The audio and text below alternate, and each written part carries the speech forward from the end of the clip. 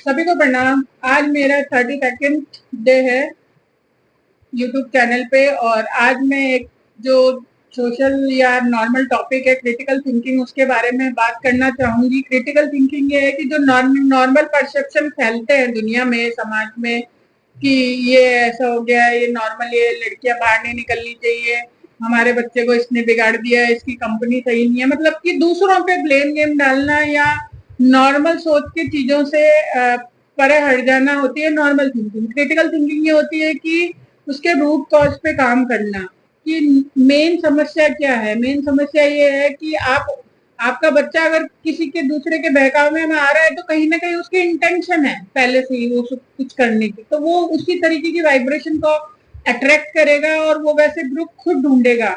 जो हम ये काम इजी रास्ता अपनाते हैं कि हम किसी और पे ब्लेम कर देते हैं कि नहीं।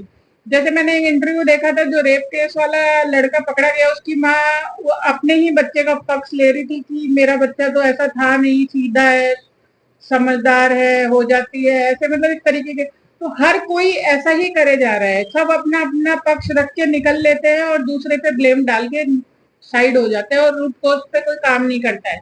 तो इससे प्रॉब्लम का सॉल्यूशन नहीं होने वाला है, चाहे वो किसी भी चीज टॉपिक पे हो जाएगा, चाहे सोशल हो या क्रिमिनल हो या किसी भी पढ़ाई से रिलेटेड हो या किसी से डिप्रेशन में है कोई, उनके रूट जड़ पे जाना है, उन पे काम करना है और उसकी क्रिटिकल थिंकिंग करनी है कि ऐसा क्यों हुआ है, कब शुरू हुआ, क्या रीजन है, और उस पे काम करना है।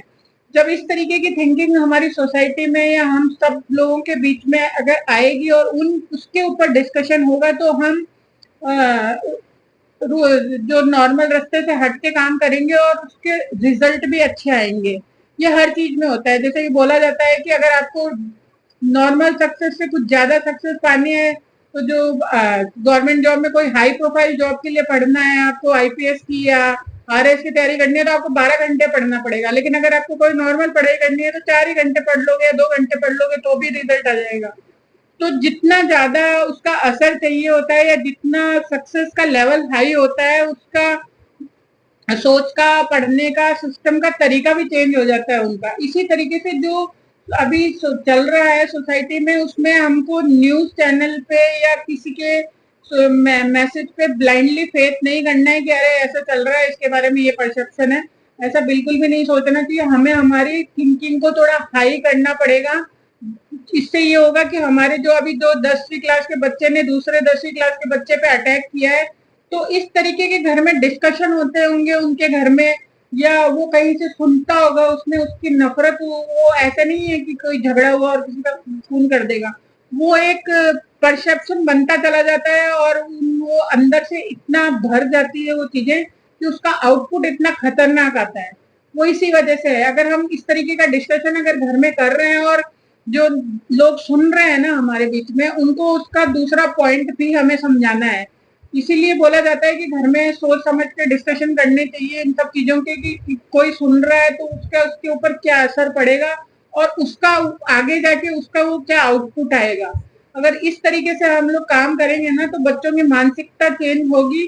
अगर कोई गलत रास्ते पे भी जा रहा है तो उसको बिठा के समझाना चाहिए, उसको बताना चाहिए कि अगर ये है प्रॉब्लम तो इसका सॉल्यूशन पे काम करेंगे, ठीक है, समय लगेगा।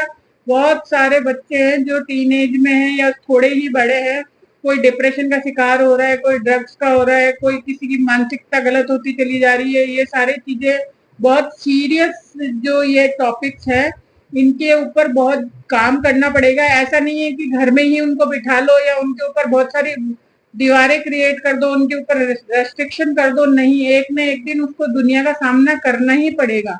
उसको सामना करने के लिए पॉजिटिवली प्रिपेयर करना हमारी जिम्मेदारी है एज ए सोसाइटी। तभी हम एक हेल्दी सोसाइटी क्रिएट करेंगे और ये एक लंबा प्रोसेस है। तो हर किसी को अभी से शुरू करना पड़ेगा, तभी हम जाके आगे जाके एक हेल्दी हेल्दी सोसाइटी क्रिएट करने में कहीं हद तक सफल होंगे। और इसके लिए हर किसी को अपने स्तर पे काम करना पड़ेगा, हेल्दी डिस्कशंस करने पड़ेंगे, हेल्दी डिबेट्स करने पड़ेंगे और उनके सॉल्यूशन ढूंढने पड़ेंगे।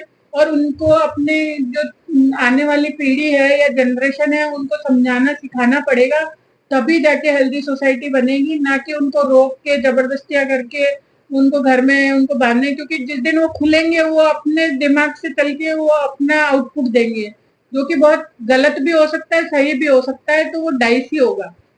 इसलिए अपने घर पे हेल्दी डिस्कशन करिए और उनके बारे में जागरूक करिए बच्चों को, और अगर कोई प्रॉब्लम आती है तो उसको फेस करने के लिए उनको समाधान बताइए कि इस तरीके से है, ना कि उनको घर पे रोकना चाहिए।